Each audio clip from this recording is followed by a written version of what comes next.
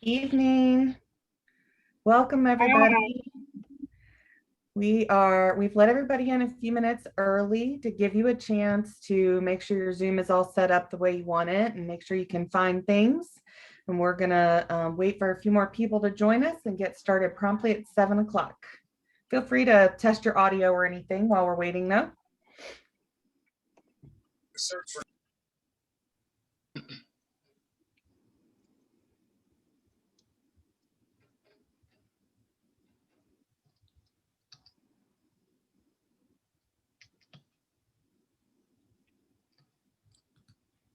I was on mute. Hi, everyone. Hi. Welcome. Thanks for Hey, joining Dad. us. Hi. Welcome. So for those of you who are just joining us, we've let everybody in a couple minutes early so you can make sure your Zoom is set up the way you want it so you can see the slides and be able to hear us. You can test your audio if you like. We're going to get started promptly at 7.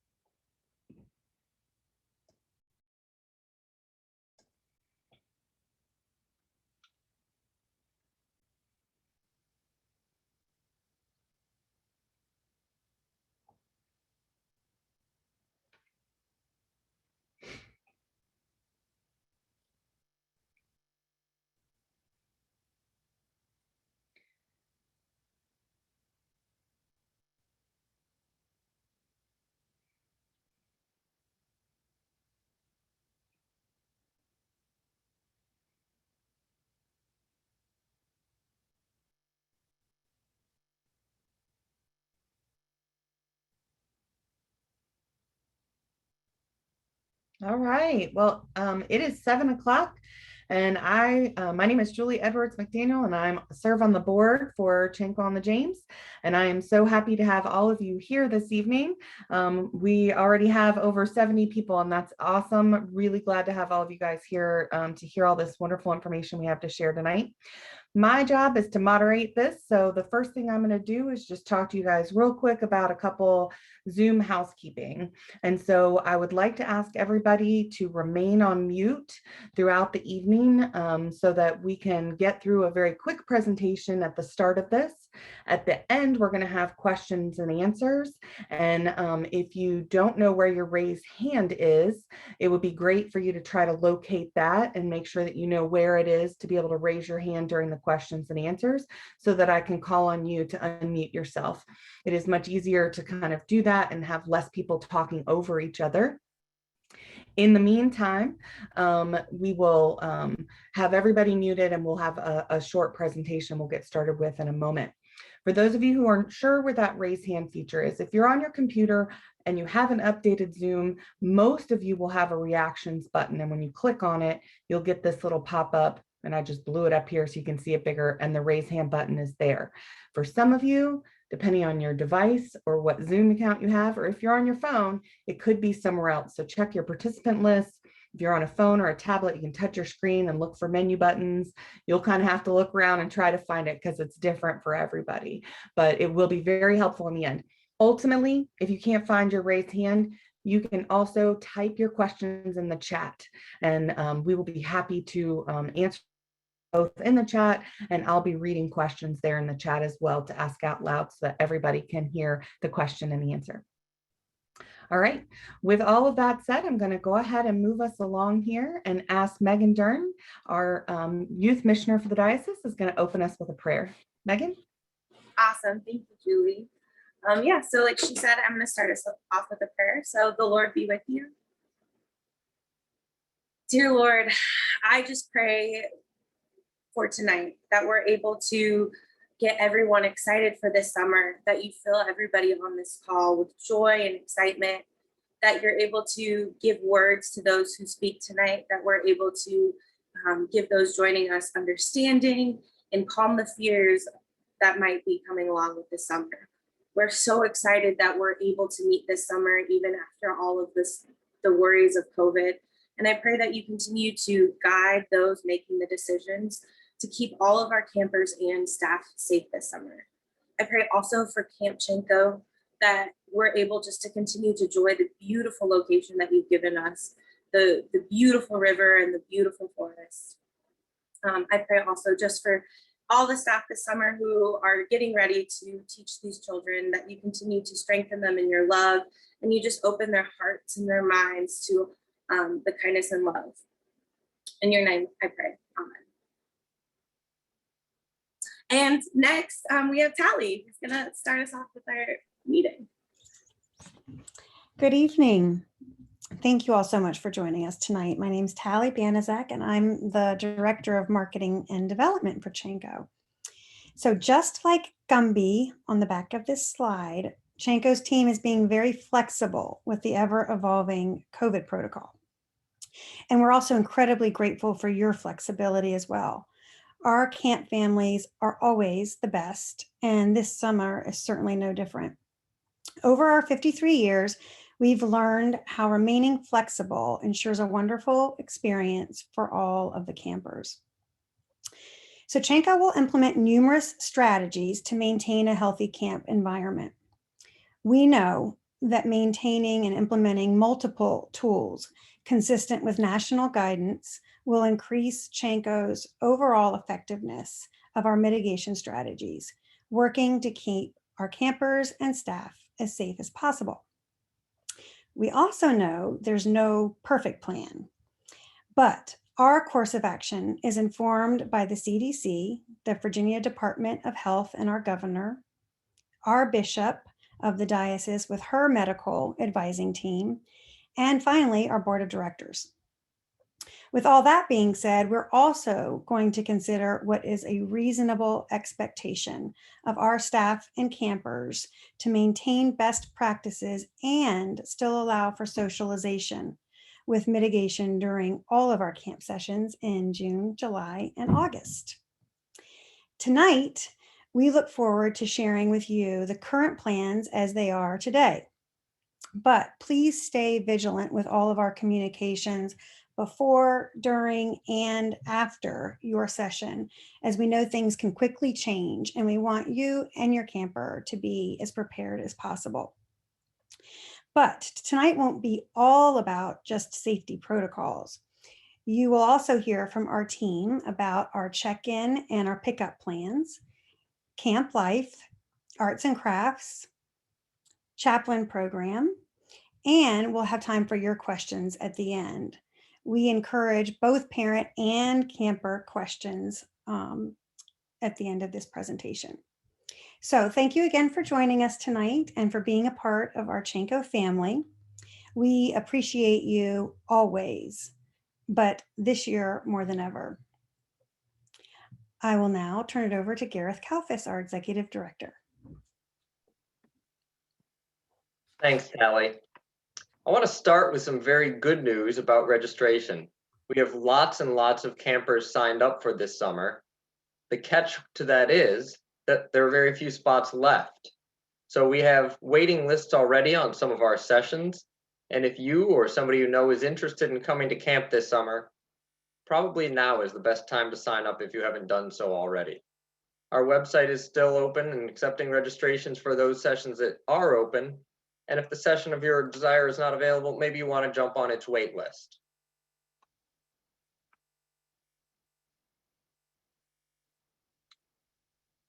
I want to take a couple minutes talking a little bit about our check-in and pickup procedures, mostly to let you know that this year it's going to be different. As Tally mentioned, flexibility and staying nimble has been key this year.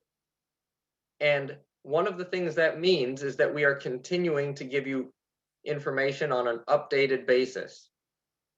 Because people are still currently registering even today, I cannot yet tell you when you need to come to check-in, because this year's check-in will be a car side limited contact type of check-in. So we will have an assigned time based on your campsites. That means you should be looking for an email from us roughly a week before check-in so that you know which campsite you're in and when to show up. And we'll ask you to do your darndest to come during that time block, knowing there might be some challenges if you've got 2 campers of different ages, both coming in your car from your household. But to the extent possible, we'll try to limit any sort of buildup of groups hanging out by giving everybody kind of their own designated slots for when to come. And our staff will be there right on hand to help with luggage. And we'll pop right up to your car to help you with the paperwork so you don't even have to wait in a bunch of lines. Also, to help with our lines, all payments and forms are due by the Wednesday prior to your check-in day for the start of the session, which includes your physical form. So let this be a reminder to all that in addition to all the online details, we do need a physical completed by your physician or medical provider that's current to the past 12 months. So that form was mailed to you, and you can also call one of us or email us at the Chanco numbers or email addresses and have us send you one if you've lost it. And similarly, pickup will also be different. Once again, we'll be doing a staggered pickup time, which should cut down on congestion and make it a low contact, no contact type experience for you. We'll have staff to help with luggage. You'll have a chance to come and pick up your camper. But thanks to our excuse me, due to our COVID protocols, this year we won't be having our usual large group closing celebration. Hopefully that will be back next year. Speaking of COVID protocols, I'd like to just highlight for some of you once again, for some of you it might be the first time, the protocols and also guidelines put in place by the state of Virginia, which we'll be using this year to help keep everybody safe. The Virginia Department of Health protocols really come down to these 4 criterion: screening, cohorts, masking, and signage. Screening being the first part. Almost all of our staff have been vaccinated, and they will be tested ahead of camp, just like campers are being asked to get tested ahead of camp. Speaking of vaccinations, if your camper does happen to have that vaccination for COVID already, and we know that doesn't apply to everybody, we would greatly appreciate if you would just provide a copy of your vaccination card, either by emailing it to hospitality@chanco.org or bringing a copy with you to drop off. Now, we are asking all campers to provide a PCR test taken in the week prior to arrival. And we're partnering with a company to have these test kits mailed to your house so that you can take the test and then just mail it right back in, and they will ensure that we at Chanco receive the results. Again, everything is very much rapidly changing this year. We have not worked with this company before because this type of service did not exist before. So we'll be testing this company out and putting them through all their paces during our staff week, and our staff will be the first to experience the process. We are hoping things go very smoothly. But we do have a backup plan that will involve using local test sites to still get that PCR test. And Julie had asked me to clarify, if anybody's not familiar with that term, the PCR test is the one that takes a couple days to get the results and is the most accurate, as opposed to rapid tests, which are good but not the gold standard of testing. We are also asking all of our campers to engage in only low-risk activities the 2 weeks before camp, and we say low risk as it pertains to COVID transmission. So we are asking all of you to use your common sense and best guidance in that regard. Now, when we talk cohorts, the great thing about the cohort model is that it does mean there will be very little masking. There may be some times when your camper is asked to put on a mask, but when they're around just their own cohort, then that will not be necessary. The only times they're going to need to put on a mask is when they're in close proximity to those who are outside of their cohort. All of our mitigation strategies are kind of aimed at avoiding, limiting, eliminating those close contacts that we've heard so much about as it pertains to people outside of your cohort. Your campsite group will be your family, and with them you can just get as friendly as always. In a little bit, Courtney's going to share with us more about what campsite life is all about and how cool it is. And, one of the reasons that we're so familiar with the contact and avoiding close contacts is because it's a piece of the contact tracing protocols. So that's where the cohorts really come in. It will help us avoid close contact with groups outside of the campsite group, and it will be a key factor for the contact tracing and the mitigation. But because of it, most of the time, your campers will be in their group and therefore not having to wear those masks. And of course, we'll have some signs just to remind people about hand washing and other things of that sort. There are two other questions that come up so frequently, I'd like to address them before we get to the question and answer portion as it pertains to safety protocols. We are working on dining plans that we feel will be the best for both food delivery and also camper safety and avoiding those close contacts. We believe that it is going to be quite likely that your campers will have at least some of their meals right there in the campsite, sitting around the picnic tables with their buddies. And that is one method that we will be testing, refining, and practicing during our staff week, with our camp staff helping us perfect it. And I think it's also quite likely that, as we have done in some previous years, there will be at least some meals eaten in the pavilion. We are very fortunate to have such a large outdoor pavilion where we can do evening programs. We've had meals there during big days, and this year should be no different, being able to use that large, safe outdoor space. But we know it's very hot in the summertime in Virginia. So we also want to reassure you that, in keeping with our cohort group model, there will be assigned indoor spaces for each of the cohort groups where they can get into air conditioning at times, as it fits our schedule, as it fits the heat and needs of the day, to make sure that they're not outside 24 hours a day without any rest from the heat, but that they do get to go down to the river and to the pool and up to the archery range and all the cool places they look so forward to. I'm sure there'll be more questions at the end, so please continue to hold those or send them to Julie. But at this point in time, I'd like to turn it over to our Director of Programs, Lexi Barnhill, who will introduce some of the other members of the summer camp staff and tell you all about the fun we're going to have this summer. Awesome. Thanks, Gareth. So as you said, my name is Lexi. I am the Director of Programs here at Chanco. I started here in March of 2020. So if you do your timeline right, you might notice that that's about when COVID came to town. So I have yet to see camp in action, but I will tell you that based on what I've heard from other people, the work, the effort, and the love that people here are putting into this program, I know that summer camp is going to be wonderful. It may look different as it has in the past, but different doesn't mean less fun. All of the same great camp activities that I've heard so much about, like Battle of the Bands and sailing, all of that is still going to happen. And I am super excited to have campers back on the property this summer to give some life into Chanco, because Chanco is its campers, right? And we are just so excited to have campers back. And I know that we are doing everything that we can to make sure that the summer is going to be absolutely fantastic and safe at the same time, because I think those can be the same.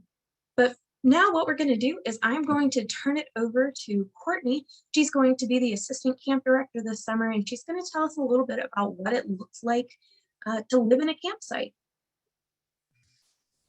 Hello, everyone. My name is Courtney Mason. I will be the assistant camp director this summer. I have been coming to camp for a while. I came as a camper. I've worked on staff for a few years. I did all the UIC stuff. So I'm just going to talk a little bit about what it's going to be like in the campsites for your campers. So you might have heard this word cohort a few times. Essentially what that is the campers' campsites. So the same campsites they would have had in a non-COVID year, that's what that is. Life in the campsites will essentially be the same. Gareth had mentioned earlier that when they're with that cohort, they won't have to do as much masking. So that's going to be a plus to the campsite life. But also, the campsite is really where a lot of the really strong bonds are formed. Some of my best friends to this day are people that I was cabin mates with or were in my campsite when I was a kid. This is where they will eat some of their meals this summer. They will have chalet meetings at the end of every night where they get to talk about how their days went, talk about things they really liked, talk about things they want to try. Each campsite really is just like their own little family. They wake up together, they spend the day together, they go to bed together. So that really is the gist of the campsite. They will do all of their activities together. So they'll walk around to all of the program areas, whether that's boating, ropes course, pool, archery, any of those things they will do together as one tight-knit group. Like I had mentioned, when they're with that campsite, they will not have to wear their masks. So that'll be really nice. This is really, it's just where those friendships really start to grow. For a lot of them, it's their first time living away from their parents and with other people. I know that that's where a lot of my skills came from, is having to navigate living in a room that you can see the picture here. That's actually the picture of a chalet. It's going to be a little smaller than what your kids are used to, and there's going to be a lot of them in there. There are 3 bunk beds, so 6 kids to a chalet, and there are 3 chalets in every campsite, so about 18 kids in a full campsite.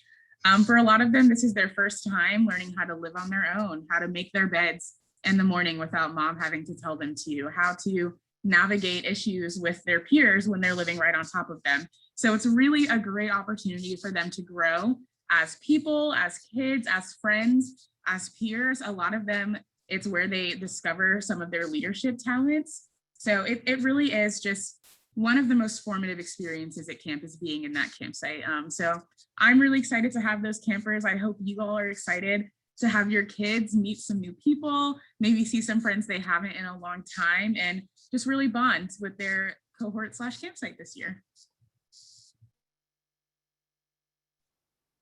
Yeah, thanks, Courtney. Now we're going to turn it over to Allie. She is going to be our arts and crafts instructor this summer, and she's going to tell us what it's like with arts and crafts and what it's like to be an arts and crafts director. Yeah, so hi, sorry, my audio was being weird. But I am the arts and crafts director for the summer. I, like Courtney, I've been at camp forever. But the, camp, arts and crafts this summer, arts and crafts is normally the place where it's not as like high energy, high impact as the other activities. So it's really just a place to come, chill out, make some stuff. And this summer, we're actually going to have an opportunity where I'm trying to make arts and crafts more like allow the kids to go kind of get around camp more during arts and crafts. So we're not just sitting in the arts and crafts pavilion the whole time. We're going to have an opportunity for some of the older campers to go into the ravines to collect some stuff. We're going to have, for some of the younger campers, there's a scavenger hunt that's going to go around camp looking for stuff. We're going to go down to the waterfront and fly some kites.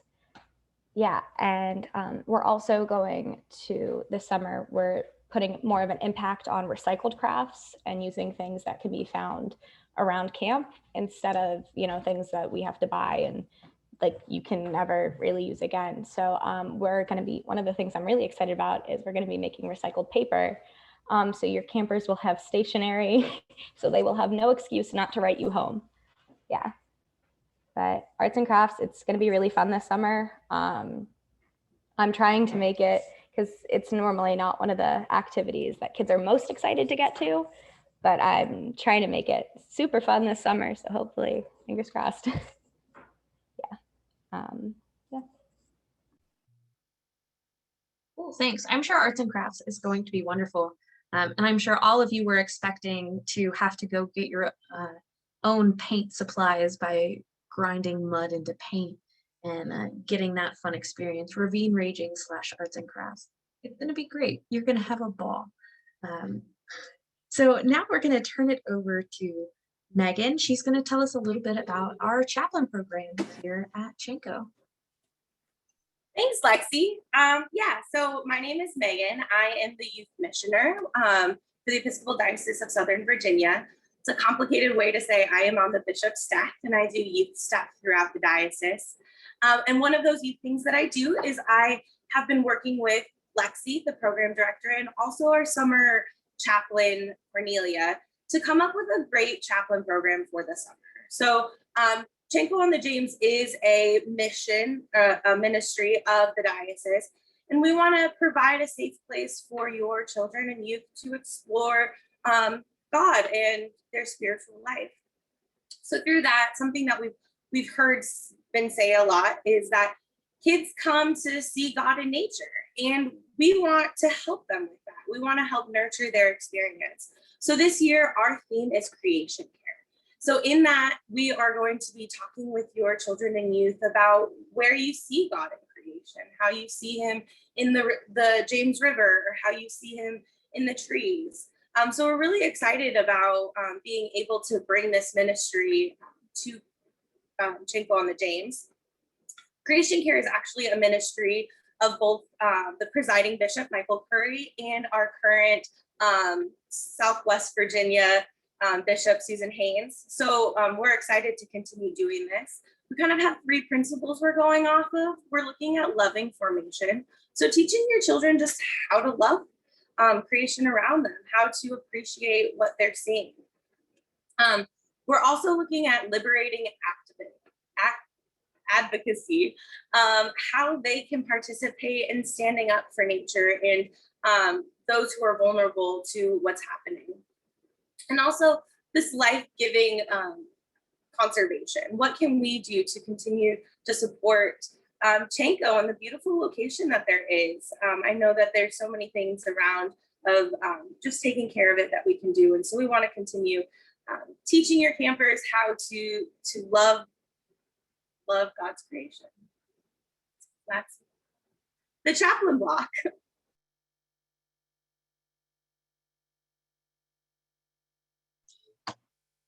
Awesome, thanks so much. And so now that they have all spoken and we have heard a little bit about summer camp is not possible without our summer staff. They make Chanco, just as much what it is as the campers do. A lot of our counselors are actually campers that loved it enough to stay on and keep working. So one thing that we want to go ahead and we want to make you all aware of is that we still have a couple of spots available if you are interested in working at camp this summer. We are still trying to fill our staff, and we want to make sure that your campers have the best time possible. And we want to make sure that our counselors have the best time possible. And the best way to make sure that happens is to make sure that our staff are cared for and get breaks that they need. So all of that being said, all of the cool things you've heard about Chanco so far, all of the fun activities that we have. You see one of our evening programs up in the top corner, Thumb WrestleMania. Imagine getting to be a campsite representative in Thumb WrestleMania. And that is what your job is like. To say that you get paid to play, you get paid to go sailing, you get paid to have these life-altering experiences at camp, working this summer, and that's what you get to do for the summer. It's a truly amazing and blessed experience, and I highly recommend it, and I'm not biased at all. So please, if you know someone who is 17 or up, college-aged peoples who would appreciate or would do really well working with us this summer, please go to that link on the PowerPoint. I don't know if you can click it, but you can also email me at programs@chanco.org. I'll write it in the chat. And ask for an application, and I will gladly get you an application and start hiring people and start the hiring process with you. So if you have any questions, again, it's programs@chanco.org. I'll put it in the chat and then we can start talking about it. So send us your college-aged friends and 17 pluses, send them all our way. Thank you so much, Lexi, and everybody for that, all those wonderful tidbits of information about the amazing summer we have ahead. This is now the time for question and answers. We have a whole bunch that came in to the chat while we were all presenting. So I'd like to go back and make sure that we capture those. And then meanwhile, you guys can find your hand raise button. Please raise that hand anytime, and I promise I will get to you. We won't be done. We won't leave till we've answered all of your questions. So Gareth, the first one I'd like to have you answer is, if a camper is vaccinated, do they still have to get the COVID-19 test that will be mailed out to them? Julie, that's a great question. And, we've been doing our darndest to keep up with what the CDC and the state health department are saying. And that being said, we're also trying to keep up with some model of streamlined procedures and something that looks kind of equitable to all. So for these reasons, we're going to ask all people to take that test, knowing that for some people it might be more relevant than others. One of the reasons for that, but not the only reason, is it will be a lot easier to just say, who have we gotten a test from or not, than trying to also go and cross-reference 3 other sources for who needed to and not. But I do realize for some people, they may feel like that's little less relevant to them. And so we appreciate them taking that extra step just to stay consistent with our procedures this year. Great. Thank you so much, Gareth. We had a couple other questions around that test, mainly confirming that we are, in fact, Chanco will be mailing that automatically. That's not something that they need to do anything for. And then maybe just reiterating kind of what I had mentioned to you, that kind of the backup plan. They didn't get it in the mail in time, or they're worried they want to do it themselves. Absolutely. So we are working with a group that is called Grapefruit. This Grapefruit Health organization is one of a number of organizations providing COVID testing to camps and other organizations around the country. And there's a number of reasons we picked them after they and other companies put a presentation forth to the Episcopal Camps and Conference Centers member organization. So camps from all across the country joined together, reviewed the companies, and picked based on those presentations. And Grapefruit is going to do what should be quite streamlined for us. Again, we've not worked with them in the past, but are very pleased with the presentation they put forward and are looking forward to a good partnership. By following all the basic HIPAA requirements and keeping things confidential, we are sharing with them names and mailing addresses to send tests to. And they will be shipping tests to our campers' homes the week before camp, which then means that all you have to do is open your mail, stick the swab in your nose, package it up the way the instructions say that I can't tell you because I'm not the doctor or the test giver, and ship it back. I think the whole thing is going to be through FedEx. And then a couple days later, we will have those results. And based on those results, we can say, hey, good news. And you'll, of course, get a copy of your results as well. And then we'll welcome you to camp and start a fun session. Now, Julie also pointed out that somebody might have a glitch in the system. As we know, it's our first year doing this. It's their first year doing this. So what if something falls through the cracks? There's always the backup option of using a local pharmacy. We know that COVID tests were incredibly hard to get originally, but now you can set up an appointment with your local pharmacy, pop in, get a test at no cost. And so that is a backup plan that is in place. All of our testing is following the Virginia Department of Health guideline, which is that the test be conducted less than a week prior to arrival. So don't take your tests now, wait until that week before camp. That will have time for us to do a trial run with Grapefruit using our staff as the guinea pigs as they receive the tests in the mail, making sure that the mail-in process does indeed work smoothly. And then you'll have time to get your test kits as well. And again, keep an eye on your email. If anything does change, we certainly will let you know, but that's the plan, and we plan to test it out and make sure it's effective. What's next, Julie? That's awesome, Gareth. And I just want to reiterate for anyone who maybe didn't get on earlier when you said it, the test, if they were to go get it on their own, needs to be the PRC test that is mailed off, not the rapid test that you get results within 15 minutes.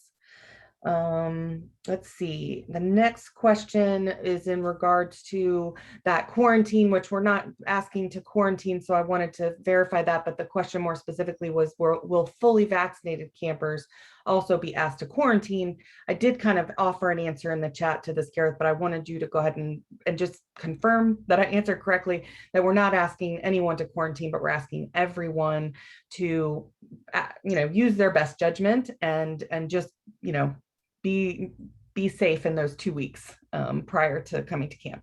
Absolutely right, Julie. And we've all heard tons of things in the news about high and low risk activities. So if you're coming to camp, don't go to a rave the 2 weeks before you come here. But that doesn't mean that you can't sit out on the back deck at your beach house and hang out with the family member or something like that. Again, your vaccination level, your health risks, you've been following the guidance from the health department, the CDC. Please make good choices for yourself and everybody you'll be coming to hang out with for your camp session. Awesome. And I have a good one here, Gareth. It might be one of those personal we'll have to reach out to, but just in case anybody else has a similar situation. We have someone who has to drive over 5 hours to get here and wonders if they could get that drop off and pickup time a little bit further in advance so that they can plan better given their long trip. Absolutely. There's some weeds that I don't really want to spend a ton of time explaining other than to say, we will be doing it by campsite, and as people continue registering and our sessions are very full, the campsite assignments can't be made until we get a certain amount of close to camp. That being said, we already know the day that you're coming and the day that you're leaving, and within that I can give you a little better guidance so you're not quite so lost. So for example, on drop-off day, you know you don't have to be here before lunch. Our drop-offs won't start until at least 12:30. That's kind of our earliest time frame, and they'll run till maybe somewhere around 4 p.m. But instead of our typical summer where we start check-in at 1 o'clock and almost everybody's here by 2 o'clock, we're going to spread it out a little bit more over that 12:30 to 4-ish time frame. If we have an individual that's coming from far away and needs to schedule their particular drop-off, they can give us a call and we'll see if we can set something up for that individual person, knowing that there might be a little more sitting and waiting around on the front or back end for their camper, but at least they can come at a set time that works for them. Can I jump in with something about the health form while we're on that as well? Absolutely. So the type of health form that you need, we have a set piece of paper that we send you, and we do like it if your information is on that specific form. And oftentimes, if you've had a physical at your doctor, they'll just simply have one of the nurses fill out this form and stamp it and send it to us. But it's not required that you send us this exact form. It is required that we receive certain information. So I have it pulled up and we'll just read off the key points. Obviously, the camper name is on there. We need the date of the examination because the date of the examination itself has to be within 12 months of the last day of your session. So having a form filled out today based on a physical you had 3 years ago is not what we're looking for. Basic height and weight and blood pressure are on there. Any known allergies, medications, etc. We want the doctor's office to sign off that they know about or don't know about allergies and things of that nature. And then the number one key question is, in my opinion, the person is able to fully participate, or actually we have the following limitations on camp activity participation. And it does need to be signed by that health provider. So that's the real key, is what is the level of participation that is approved? Awesome. Thanks so much, Gareth, for answering that question. And we definitely have some more in the chat, and I'm going to get to those, but we're now to the point where I want to go ahead and go over to Larry, who's had his hand up for a little bit here. Larry, if you want to unmute and let us know what your question is, and we'll move back to those chat questions. Yes, class of 91. So excited for my son to be there. Are there any, there's been a lot of questions about COVID. What are the different protocols for vaccinated versus unvaccinated people? Larry, that's a great question. And one of the things that we fully acknowledge is our gratitude towards those who have taken some personal steps to help with the mitigation of COVID. And we also acknowledge fully that there are a lot of campers who are not eligible to get a vaccine at all. And so we're going to operate on something of a level playing field this summer, which means that whether your camper has been vaccinated or not, we want all of our campers to have the same positive experience. And so while we are encouraging everybody who can to get vaccinated, it does not mean that protocols for individual campers will be different. Thank you, Gareth. Appreciate Absolutely. Yeah, thanks for the question, Larry. Awesome. Thank you so much. So we have a couple good questions. Good answers have been given. Thank you, Tally, but I want to just make sure everybody hears them in case they're not paying attention to the chat. Campers can request a bunkmate. You need to do that in the system where you register. There's a place for you to request your bunkmate, and it's important that whoever your camper requests to bunk with, that they also in return request your camper. And another question about the kids who are going to ropes camp this summer. My son is one of them. He's very excited to finally be old enough to go to ropes camp. Will they have water time? And yes, they will get some water time. Garrett, this one I think is a really good question we should address, and that is, if Chanco is providing the PCR kits, do we still need to fill out and send in the PMH laboratory incorporated paperwork mailed out earlier this year? I am grateful for whoever asked that. Jonathan. Things have changed, and it's been a head spinner for me, as I know it has been for all of you. That form is not going to be relevant because we've been able to secure this deal with Grapefruit. And the reality is we were doing our very best to make sure we locked in the top health care available for your campers back in February or so when we started our registration process. And since then, the Virginia Health Department guidelines changed things so that taking a test on the first day of camp was no longer going to meet the criterion. It had to be done before camp. And this new company came along that was more flexible and easy to work with.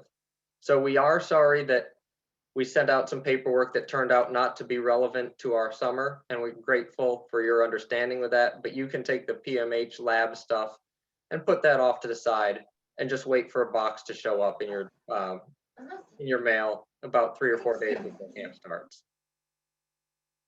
Thank you so much, Gareth. And thank you, Jonathan, for that question. A couple more, again, I think some answers have been given in the chat, but I want to make sure that everybody hears them. Are we going, sorry. Okay. Are we going to be allowed to be around others who aren't in our cohort? And yes, absolutely. Campers are going to be able to see other campers. But for now, Gareth, correct me if I'm wrong, you will only be able to be unmasked while with your cohort. Yeah, Julie, I think that's exactly right. There will be times where we are all together, but we won't be all together all on top of each other. So we're looking very much forward to celebrating Eucharist as a camp and even having the bishop as our celebrant. But we also will not be having a dance where everybody is all hot and sweaty together, all bunched up together in the pavilion. Some moderation will be used. Thank you so much, Gareth. And I have a question here from Ella Grace. What happens if you test positive at the time of testing? Julie, that's probably one of the hardest questions. And it fits under the category of I can't give you a blanket answer now. The most simple answer is if we have a positive test, the health department and CDC guidelines will be in play. All right, thank you. I'd like to say this one extra piece, however. If somebody cannot come for any COVID-related reasons, there is still the full refund option or the donate or the roll forward for their payments, deposits, etc. And they can see that and some of our other COVID policies on our website by clicking the COVID policies button. Awesome. Thank you, Gareth. And I just want to say I have 24 unread messages. I'm trying to get through them. So I promise I'm trying to get to all your questions. I just want to make sure we have everything. Tally? Yes, I just noticed a couple that just popped up. There was a question about what canteen time will be like and whether or not we will have initiation this year. We will definitely have initiation, and Courtney Mason is currently working on how to make that COVID appropriate, cohort appropriate, etc. And as far as canteen time, Lexi's been coming up with a plan that kind of makes sure everybody gets their turn, but not all at once, and I'll let her talk about it a little bit. Yeah, so canteen time is something that I've heard is very important, and I totally get. You want that snack in the day. I know I always get that need for sugar. But yeah, so what we're going to do for canteen time is it's going to be on a rotation. It's still going to be in the same time. They're still going to get to do things like gaga ball and basketball and 9 square in the air and do that. And they're still going to get their canteen time, but it's going to be a campsite rotation in those spaces. And it's going to be switching with some free swim. So everyone's going to get free swim. Everyone's going to get It'll just be more like a rotation instead of everyone in the same place at the same time, but they will still have that option. And we have some cool mugs for sale that your camper can buy during camping time, along with their snacks and their all that fun stuff. Thank you so much, Lexi. I have another great question I've seen here in the chat that Lexi, I think you might be able to respond to, and that is, how can campers communicate with their parents during camp? I thought it was backwards, actually. As I read it out loud, I realized it wasn't the other way around. I was reading, how can parents communicate with their campers? But either way, Lexi, can you share some on that? Yeah, I can share a little bit, and then anybody else who works at camp, feel free to jump on in. So one way that campers can communicate is we will have someone taking pictures, and pictures will be posted every day. So parents, you will get to see your camper, and if they want to hold up a sign that says, "Hi, Mom," they can tell you hi. They can say hello. I heard Allie also, and Allie may be able to speak more to this than I could, said that there will be paper for campers to write to their parents that they can use during arts and crafts and stuff like that. But essentially, camp is a week for campers to come and meet other campers and be a camper and meet these new people. And hopefully our hope is that campers are having such a good time, not that they forget about parents, because parents are super important and we know they love you. We promise we know that. But they can have the opportunity to have so much fun that they can focus on making new friends and meeting these new friends that are going to be with them wherever they go for the rest of their lives. So does anybody else have anything more substantial to say about mail? Yeah, I would just say that I know from my own experience growing up at camp and my children's experience for many, many years that care packages and mail are everything. Love the letters. They love receiving the letters and the packages. They may not always write back, or oftentimes I would receive letters from my campers after they were already home. But mail is a great way to stay connected with them. Awesome. Thank you, Lexi, and thank you, Tally. Another great question that came up, and again, Courtney answered it, but I want to make sure that everyone gets to hear it. Will fourth-year campers from last summer, aka fifth-year campers from this year, be included in initiation? And I'll take this one only because my son is one of them. My son participated in the Zoom initiation that was held last summer. And yes, the campers who were initiated in that Zoom last summer, or anyone who was fourth year last year, can participate in the initiation this year and be initiated and or just act as a guide for the initiates, depending on how initiation is run, as Courtney will be figuring that out. But absolutely, those fourth year campers, we won't let you miss out on your initiation. All right, not seeing any other hands. Tally? There was a question that was just asked about can care packages be dropped off at camp, whether that maybe be during the session or at drop off? That's a great question, Gareth.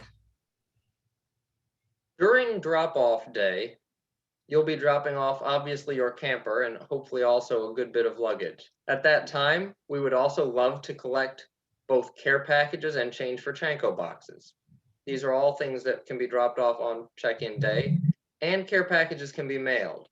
One thing that we are not going to do this summer, which we typically try not to do anyways, but will be particularly important this summer, is have drop-ins. So if you have a camper here, once they've been dropped off, unless for some reason you've pre-scheduled an early pickup because you have a family trip or something to take, please don't show up until the session is over. We are limiting guests, we are limiting visitors to ensure that those cohorts stay intact through the entirety of the session. So please do bring the care package at the beginning of the session or put it in the mail. Just don't pop into the office and hope to drop something off mid-session. Thank you. And there was another question that just popped up about whether or not we will have bonfires this year. So I think that might be a more complicated and intricate answer, but I think that it's very fair to say that we're going to have some fires in our campsites, and there will not be bonfires totally missed. Will it all look exactly the same this year? No, there will probably be some differences, but there will certainly be some campfires. Thanks, Gareth, and thank you, Tally, for helping me make sure that we catch all those questions. I think we've caught most of them. I know there's a few in there that were kind of duplicates of other questions. So hopefully we've answered them all. If you feel like your question wasn't answered, this is a great time to send that question again in chat, or just use that raise hand button and let us know that you still have a question. I have a good one that came in just to me. Gareth, is there a registered nurse on site 24 hours? Oh, that's an excellent question about our medical protocols. So let me say a couple words about that. The first thing is that we do have a camp nurse. This summer, we are fortunate enough to have 2 different nurses serving us. For the beginning part of the summer, our good friend Martha will be with us, and then Nurse Karen for most of the summer. So a good deal of your campers will get to see Nurse Karen, who they've become quite familiar with over the years, and is very familiar with all of our protocols. But if you're really interested in these kinds of things, it's also reassuring to know that our registered nurses will be operating under standing orders from a physician. So the stuff that they're doing is not only nurse level experience, but it also is reviewed by a doctor. We are really covered in this department. And we've had several conversations, not only with the people at the health department, but also with our local diocesan medical advisory group. So we feel prepared for just about whatever you can throw at us, but please don't try. Awesome. Thank you, Gareth. We've had a couple questions pop up. One I saw earlier, but I wasn't sure if it had gotten answered by Lexi, but it's come up again. Can somebody speak a little bit more to bunk notes, maybe explaining how bunk notes work, what do parents need to know about accessing bunk notes or starting that? Since Courtney's been largely responsible for those for a couple of years, why don't we have her say a couple words on what it looks like on this end, and then we can fill in some of what it looks like from the parents' end. Hello. So a bunk note is essentially like an online letter. So what happens, you send your bunk note to us and we print those out here at camp and give them to your kids. So obviously your kid's not going to have a computer in their campsite. It's just not, that's not how that works. But we will be able to print out the bunk note that you wrote and they will still get it. If you include pictures in the bunk note, it'll be included on the printed out sheet. So that's how you'll be communicating with your child in that sense. It's all printed out and given to them and they can keep it. It's essentially like the same way a letter would be, but instead of having to use any postage, you just send it online, we print it out and they get it and they get it with the rest of the mail, just like the kids. Yeah, thank you so much, Courtney. On the parents' end, you sign up for a Bunk Notes account. Bunk Notes is a third-party company that is kind enough to partner with us so we can provide this email service. You get an account from them. You should have already received something in a paper mail in the actual US Post when you signed up for camp that described bunk notes a little bit. If you didn't receive that and need the information sheet on bunk notes, Marjorie would be glad to email you one if you reach out to her at hospitality@chanco.org. Julie will drop that in the chat again for you. But there's an instruction sheet. There's also an 800 type number so you can call bunk notes directly.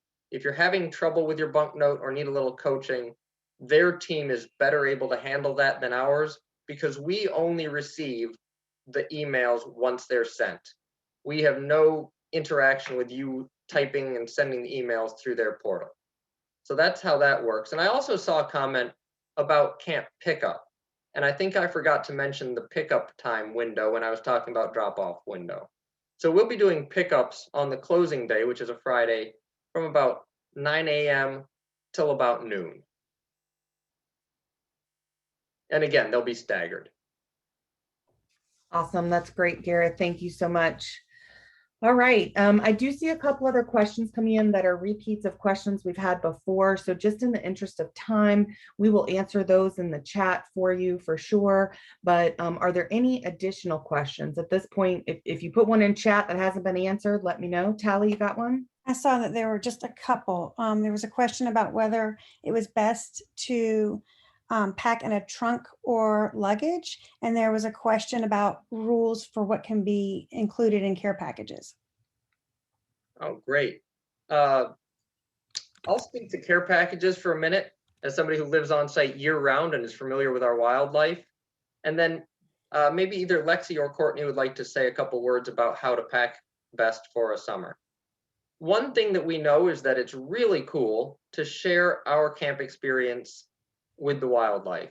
As Megan was discussing, nature appreciation, wildlife appreciation, creation care is core to what we're doing this summer. And part of that is respecting the fact that we are sharing a habitat, right? Just because Chanco is ours does not mean that it is totally closed off to wildlife. And so from small to large creatures, we don't want to attract them into our campsites and most specifically into our sleeping quarters. For that reason, it's okay to send some treats, but not more than your camper is going to eat when they open the package up. We do not want to have food stored overnight in the chalets in the campsites. We'll be diligent about taking out our trash and not keeping a ton of food in the trash cans. And if some raccoon or something does sneak up to the trash can in the middle of the night, much better than having them try to get into your chalet. So please keep all food out of the chalets, out of the trunks, out of the suitcases at all costs. But it is okay to mail a treat that somebody can open up and eat that day. Now, how should we pack? Courtney, Lexi, any thoughts? Yeah, so it really is up to you, but I will really emphasize that it is a small space and there will be 6 campers in the space. My sister and I, when we were campers, always brought a trunk because it was easy to lay against a bunk bed on the floor. It didn't block anyone. You could climb on it if you needed to. A suitcase that you would be comfortable putting in a corner or maybe sliding under the bed works as well. Basically, you want to just condense as much as possible while still bringing everything that you need. It's important to remember that you will be sharing that space. It's not just you. So if you're one person who tends to maybe overpacked, maybe edit a little bit. Think about how much can I fit in this place and how much is really necessary. A trunk or regular luggage, though, it really is your opinion. The trunk sometimes I know people feel a little safer with in terms of like animals and bugs, just because it typically has a lock. It's a harder shell. But it really is, it's your choice. Just be space cognizant. Also with the trunk, it can work as a nice little bench or sitting place inside your chalet. Awesome. All great answers, great information. Lots of other good questions coming in as well. Tally, go ahead. I saw that there was a question, I think a couple of times, about the number of campers that will be in a tent for wilderness camp.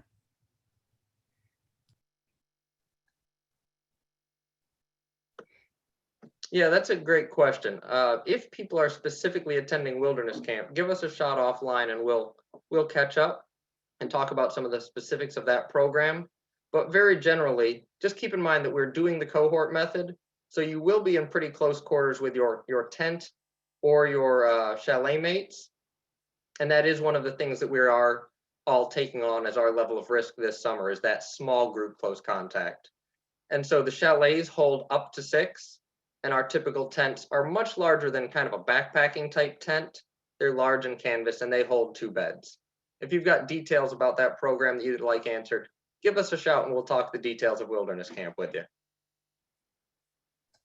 There are 2 things, Julie, that I wanted to mention, and I'm going to see if I can remember both of them or not.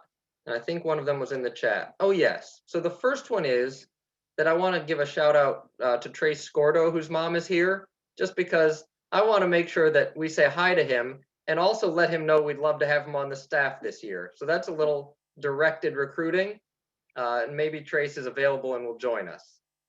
And then I also want to reach out to everybody on the call, because I know that there are some of you out there wondering about the financial aid program. And you may or may not be aware that if you have some extra funds available, there are people that need financial aid. And we do indeed accept applications for campership scholarships right up until the middle of May. And we've awarded many of those, and we've had quite a bit of need this year. In particular, we partner with a couple organizations, one being the Boys Home of Virginia, and another being the 4 Kids Ministry for the Homeless. And we're looking at having about 10 campers from each. So scholarship donations would really help us make that possible for those kids. And it's really a great success story, because campers who have come from the Boys Home in the past have turned into staff members, and we have 1 or 2 applying to be on our staff again this year. So those scholarship dollars can turn not only into a wonderful camp experience, but some of those times it even becomes a future camp staffer. All right, thank you so much, Gareth. Tally, did you see any others we haven't gotten to at this point? Courtney, you have a question? I had a comment. I meant to mention this when I talked about packing. Also for packing, I would recommend that you bring a shower caddy or something that you can keep all of your bathroom stuff in, because you will be walking back from your campsite to the bathhouse. Each campsite will have their own side of a bathhouse, so there won't be any cross-contamination there. That's something that we're doing for a COVID year. It's normally a little different, but it still is just going to be really, really helpful for you to have a towel that covers your entire body, because you will be walking. You're going to want shower shoes. I recommend like cheap dollar flip-flops, and a shower caddy will just go a really long way in carrying your soap, shampoo, toothbrush, instead of having to hold your towel and hold all of your things in your hand. So yes, you can get them anywhere for like $1. Thank you so much, Courtney, for mentioning all of those and the bathrooms. Allison Dunaway also has a couple good tips in the chat for packing. And Tally? I was just going to say, it's also really helpful to label anything and everything that you can with your child's name. We always have a really large lost and found situation, and it's really helpful to get things back to their owners if they're labeled. That's great. Thank you, Tally, for that note as well.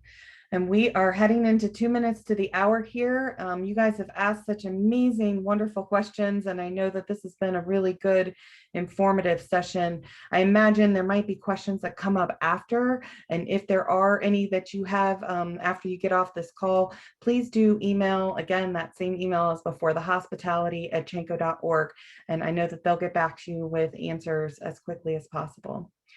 Gareth, do you have anything else you want to close us out with? Just want to say how wonderful it is to see so much enthusiasm and excitement as we ramp up here for camp. It's hard to believe that this weekend our lifeguards will be here for training, and just another week or so after that, the whole staff will be showing up. It's just around the corner. It's really exciting after having missed all of you last year. We'll see you real soon. Thanks, Gareth. And yeah, thank you all so much. The website, chanco.org, hospitality@chanco.org. There's the phone number, 888-7-CHANCO or 888-724-2626. You guys have an awesome evening. Thanks, everybody.